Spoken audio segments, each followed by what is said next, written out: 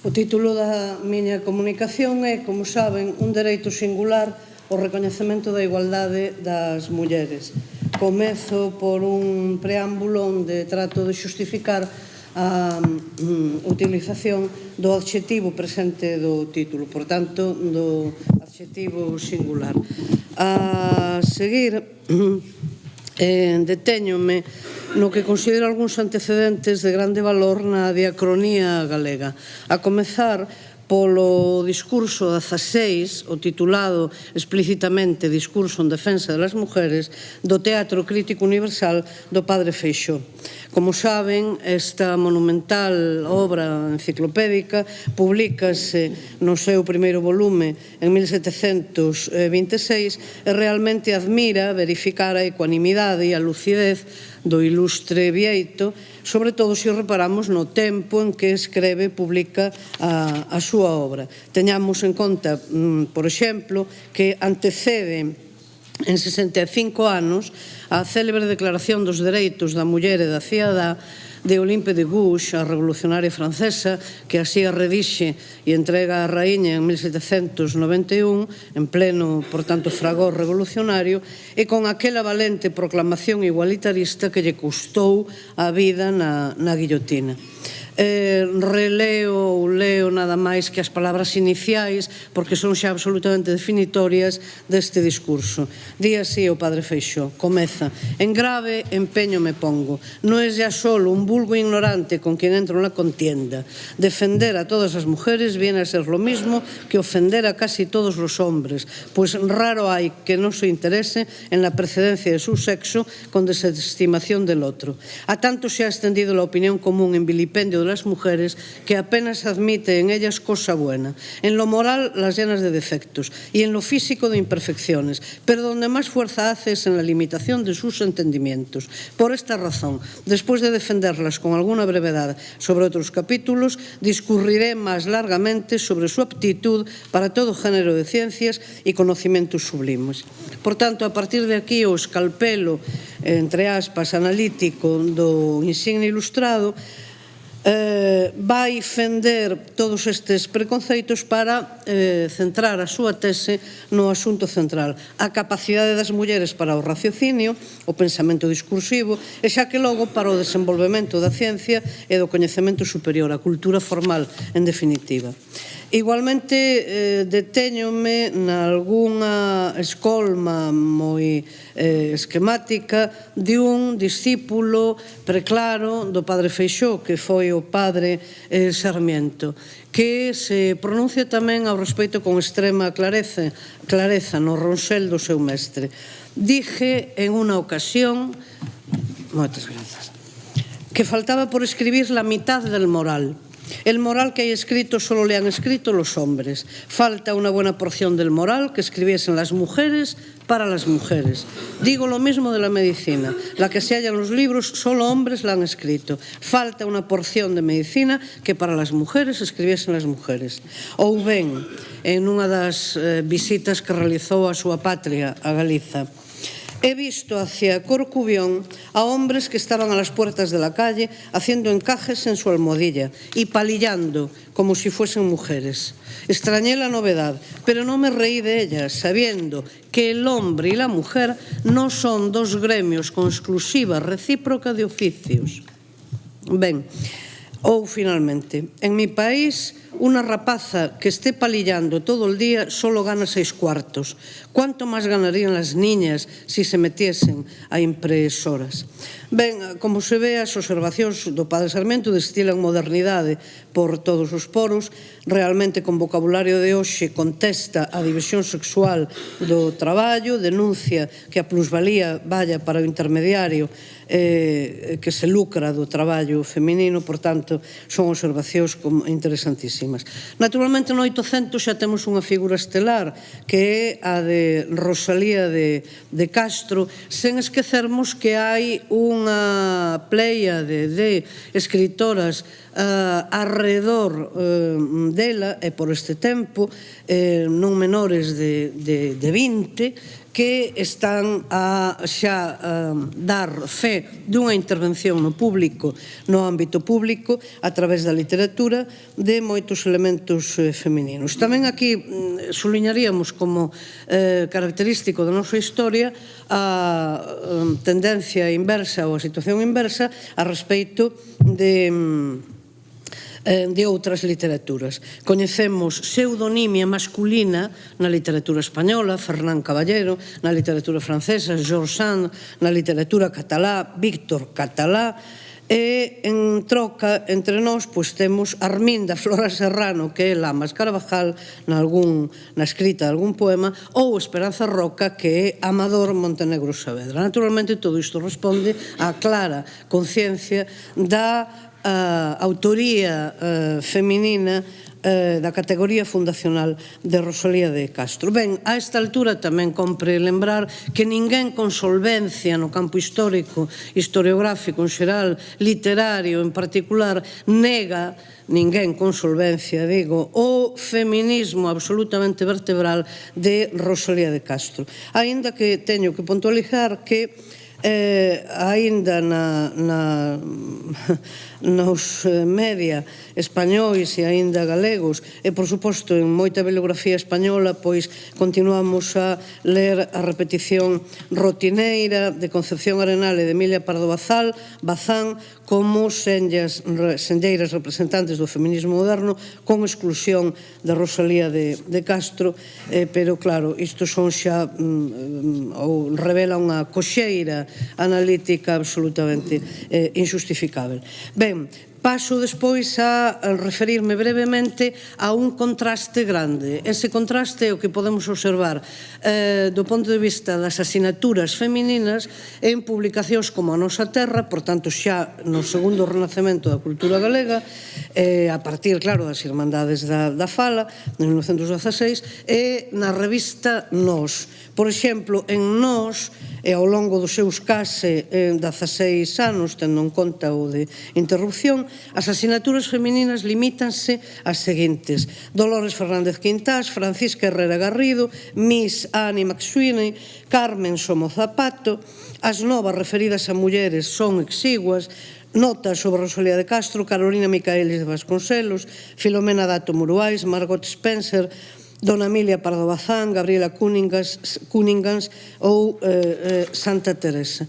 Que é o que acontece? Está aínda, eu non tiven tempo para cuantificar o dato que me interesaba aquí apontar, mas, claro, hai unha arribada ben visível, un ingreso de mulleres ben visível en carreiras, por exemplo, como magisterio,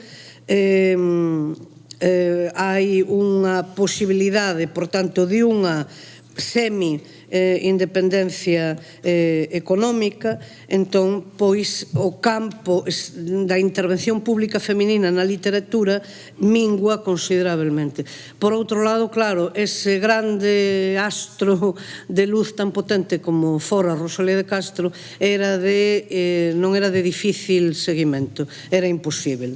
Quero dizer que non hai aí, por exemplo, por parte de Francisca Herrera Garrido, esta escritora é unha das que vai das artífices do mito paralizador de Rosalía de Castro. Mais a xiña, tal e como Ernesto Vázquez Souza e a Aurora Marco, aquí presente na mesa, xa se ocuparon de subliñar, pois imos anotar nomes relevantes de militantes das Irmandades da Fala que o son, ademais, con anterioridade a nomes moi coñecidos. Por exemplo, pois María Miramontes é afiliada ás Irmandades da Fala da Coruña antes de emparellar ou casar con Casal, con Anxo Casal.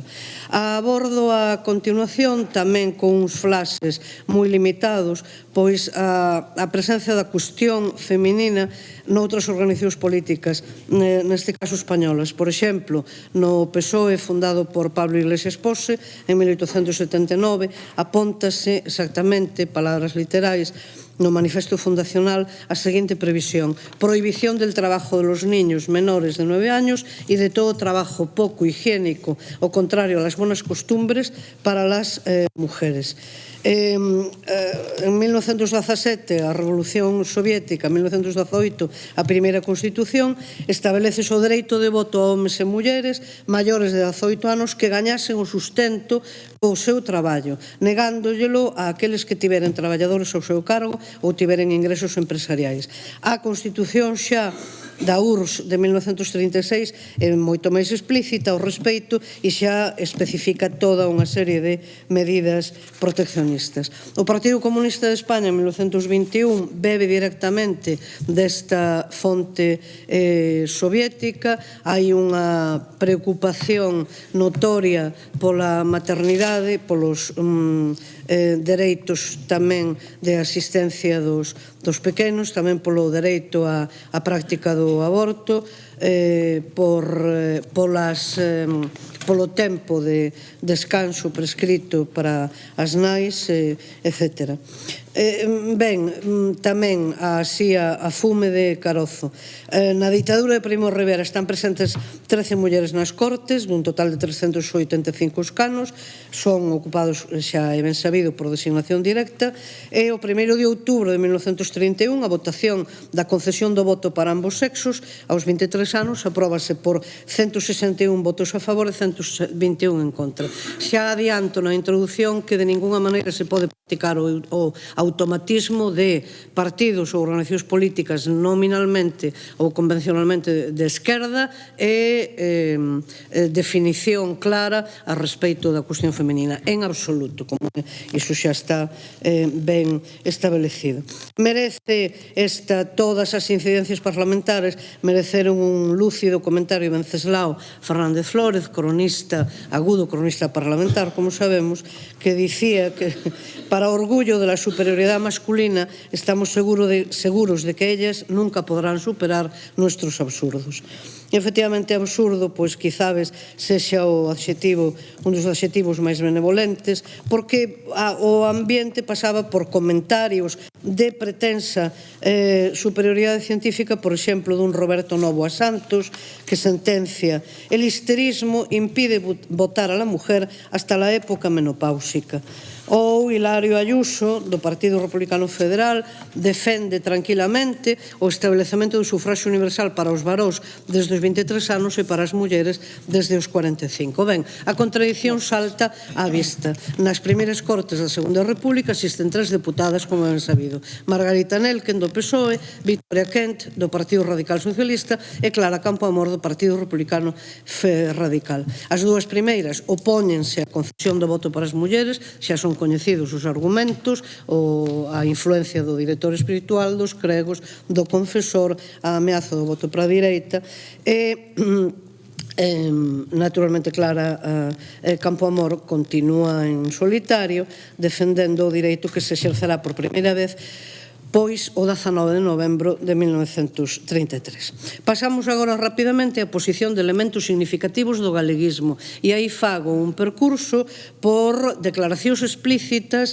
de persoeiros como Antón Vilar Ponte, como Xoán Vicente Viqueira, firme defensor do ensino igualitario para as rapazas en todo tipo de tramos, incluído o universitario, como Xaime Quintanilla. É moi curioso que vinculen, que fagan memoria sempre do episodio inglés, isto é, do desexo de acudiren directamente ao conflito na Primeira Guerra Mundial e da rectificación da política inglesa oficial.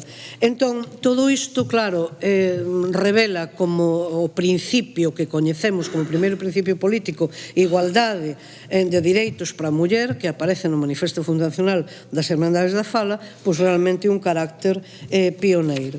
Xa citei a Xaime Quintanilla tamén, e nas fotocopias que agradezo moito, que pedín onte que repartisen, que se fixese e que repartisen para todas e todos vostedes, aponto, e entón, se lles parece logo no coloquio podemos comentar con pouco máis de vagar e de amplitude, son dúas estampas, dos debuxos de Castelao e un de Luis Seoane. Despois xa, para non determe agora nelas, se lles parece, podémolas comentar despois porque son fortemente significativas. Mais remato esta pequena incursión na arte e na literatura galega coa mención do célebre manifesto Máis alá de Manuel Antonio e Álvaro Cebreiro, xuño de aspecto que me permito analizar. Eu non lembro, e espero en todo caso, naturalmente que corrixirei ou rectificarei as miñas palabras, e así, eu nunca o vin comentado neste aspecto particular que vou citar. Hai, como ben saben, este manifesto pasa sempre por ser alarde de vanguarda, de modernidade, de rebeldía innovadora e de todas as iconoclastias posíveis. Ben, pois nunha anáfora que compoñen os autores a partir do verbo arrenegar, pois arrenegan dos mestres e dos seus consellos, arrenegan da lei, di, e do costume, e, en terceiro lugar, pronúncianse así, literalmente: arrenegamos dos temas obrigados. É vergoñoso falar da escravitude da terra mentras non se teña feito todo o que compre por anulala. O pranto e a elexía fixeron coidar aos alleos que somos un pobo de mulleres. Como vós, cidadáos da futura República Galega, gardemos os nosos cantos patrióticos para o día en que deamos ao vento a súa bandeira e non poidan ser testigos da cobardía e da mansedume. Ben, esta fachenda destes dous mozos, esta rebeldía, remata en dique seco cando se ampara no estereotipo máis tradicional e tradicionalista posible no tocante ao retrato da metade da humanidade, e aínda por riba con grave descoñecemento da realidade histórica do seu presente. Directamente mulleres mortas de morte matada en Nebra, Oseiras, Ofán, Guillerei, en protesta nada cobarde polas onerosas cargas fiscais do Estado ou polo mantemento dos foros ou polo despotismo caciquil e inhumano. Esta iconoclastia detense prexuiciadamente nas imaxes convenientes ao seu masculinismo hexemonista. En corolario non explícito, tal vez a futura desexada na súa declaración República Galega habería de practicar un desterro masivo das mansas, elexíacas e pusilánimes mulleres. Daquela, preguntaríamonos, quen xestaría e pariría os vós cidadáos?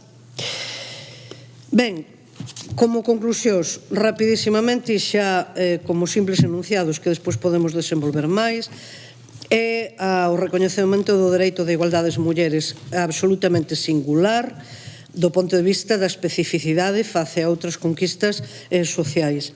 Examinamos a cuestión non desde a participación público-social das galegas no primeiro terzo do XIX, senón desde a autoría e intervención masculinas. E xa o cualificamos realmente de avanzo pioneiro, esa declaración.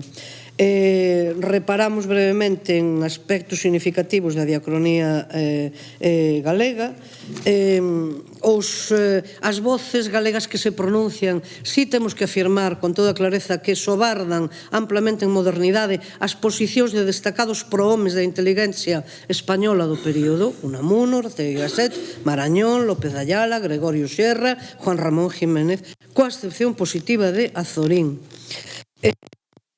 A perspectiva masculina no campo galego vai vinculada a unha admiración da minoría intelectual e política do galeguismo pola consideración de que as mulleres galegas son como homes, isto é, traballan igual ou máis que eles, pagan o mesmo e non teñen dereitos cívicos ningúns. Ben, e finalmente, pois, do 1916 a 2016 poderíamos seguir unha interesante evolución baseada no lexema clamar de raíz latina, naturalmente. Entón, do clamar históricamente pasaríamos ao proclamar, do proclamar en materia de defensa dos dereitos das mulleres, do proclamar pasaríamos ao reclamar e hoxe estaríamos en boa parte na fase do declamar. Lembramos a sentenza dita en conversa amical do noso admirado Xosé Chaorrego cando dicía: os homes somos antimachistas teóricos para seguirmos sendo masculinistas prácticos. Os nosos antepasados hai 100 anos, no que aquí se reflectiu, chegaron con todo a un ponto alto de verbalización dun problema, quizábes o máximo ao que a súa condición masculina, a ideoloxía dominante, as condicións ambientais, a historia acumulada e as súas propias biografías lle lo permitían. A igualdade proclamada tiña como paradigma o masculino equiparado universal. Aínda faltaban tempo e historia para pôr en valor a diferenza como selo da igualdade verdadeira. Obrigada.